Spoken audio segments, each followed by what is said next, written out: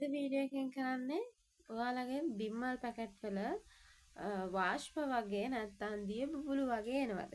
ඒ ගැන තමයි අද වීඩියෝ එක. ගොඩක් අයට තියෙන ගැටලුවක් තමයි බිම්මල් පැකට් එක පැකට් කරාට පස්සේ වතුර වගේ එනවා බිම්මල් පැකට් එකේ. නැත්තම් බිම්මල් පැකට් කරලා කඩේට දාලා දවල් වෙද්දි බිම්මල් පැකට් එක සවුත් වෙනවා. ඒ හේතුව තමයි අද මම මේ කියන්න යන්නේ. ඔයාලා බිම්මල් පැකට් කරනවා නම් බිම්මල් පැකට් එකට කරන්න කලින් ඔයාලා හොඳට බිම්මල් පැකට් බිම්මල් වතුර නැති බිම්මල් වෙන්න ඕනේ. ඒ කියන්නේ ඔයාලා වහින කාලෙක හරි පායන කාලෙක හරි වතුර ගහද්දි බිම්මල් සමහර කට්ටිය බර එන්න ඕන කියලා වතුර ගහන කට්ටිය ඉන්නවා. එහෙම කරන්නේ නැතුව සාමාන්‍යයෙන් අපි උදේ පැකට් කරනවා නම් හවස 3න් පස්සේ වතුර ගහන එක නවත්තන්න. ඒ එහෙම හවස රෑ වෙලත් වතුර ගහනවා නම් ඒ අය උදේ බිම්මල් පැකට් කරද්දී ඒ බිම්මල් වල වතුර ගතිය තියෙනවා. ඒව පැකට් කරපුවාම පැකට් එකේ ජල බිඳු වගේ රැඳෙනවා. ඒ විදිහට ඔයාලගේ ජල බිඳු වගේ රැඳෙනවා නම් ඔයාලට එක ක්‍රමයක් තියෙනවා. බිම්මල් පැකට් එක ඉක්මනින් නරක් වෙනවා නම් බිම්මල් පැකට් එකේ කොන් 4 පොඩි 60 කටකින් සිදුරු 4ක් දාන්න. ඒක හරියටම හරි ඉක්මනින් බිම්මල් පැකට් එක නරක් වීම වළක්වනවා. දවස් එකමාරක් විතර තියාගන්න පුළුවන්. සහ ලපටි බිම්මල්. ඒ කියන්නේ අපි කියන්නේ යෝගට් කප් එකේ සයිස් එකේ බිම්මල් කියලා. ඒ සයිස් එකේ බිම්මල් කඩන්න. එතකොට පැකට් කරපුවාම සවුත් වෙන්නේ නැහැ. දවස් දෙකක් අනිවාර්යෙන් තියාගන්න පුළුවන්. යෝගට් කප් එකේ පියන්න වඩා චූටි සයිස් එකක් ගන්නවා නම් දවස් සාමාන්‍ය බිම්මල් පැකට් එක දවස් 3ක් හෝ 4ක් තියාගන්න පුළුවන්. ෆ්‍රිජ් එකේ නම් දවස් 7ක් තියාගන්න පුළුවන්.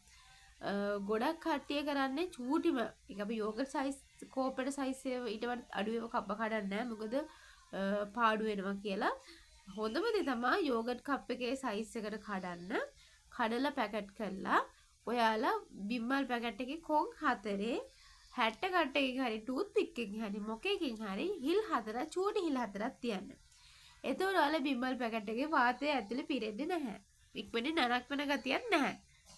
එතකොට ඔයාලගේ බිම්මල් පැකට් එකේ ඔයාලා දකිනවා ඇති ඔයාලා සාමාන්‍ය බිම්මල් පැකට් එකක් ඉතුරු වුණොත් එහෙම ඒ බිම්මල් පැකට් එක ගෙදර ඇවිල්ලා කඩනවා. කඩපුවාම අමුතු බිම්මල් පැකට් එක හරි අමුතු කුයිලක් එනවා. නැත්නම් හරි අමුතු සැරක් එනවා. ඒ සැරත් මේ කොන් 4 නැත්නම් මුළු 4 හිල් 4ක් දාලා වාතය ඇතුළේ තියෙන මේ වාතය ටික අයින් කරපුවාම අර නැවත ඔයාලා කඩන බිම්මල් පැකට් එක අර වගේ සැර හිටින්නේ නැහැ. ඔයාලා බිම්මල් නැත්තම් පැකට් කරද්දී සීල් කරද්දී බිම්මල් පැකට් එකේ ඇතුලේ තියෙන වාතය එළියට යවලි වෙලා පැකට් කරන්න සීල් කරන්න. එහෙම වාතය එළියට යවලා සීල් කරන්න බැරි කට්ටිය ඉන්නවා නම් කොන් 4 හිල් 4ක් දාලා පැකට් එක චුට්ටක් මිරිකන්න. එතකොට වාතය එළියට යනවා. ඒත් එක්කම තව එකක් තියෙනවා. ඔයාලා කලින් දවසේ බිම්මල් පිපිලා වැඩි කියලා ඊළඟ දවසේ කඩේට දාන්න රෑ කඩලා තියෙනවා.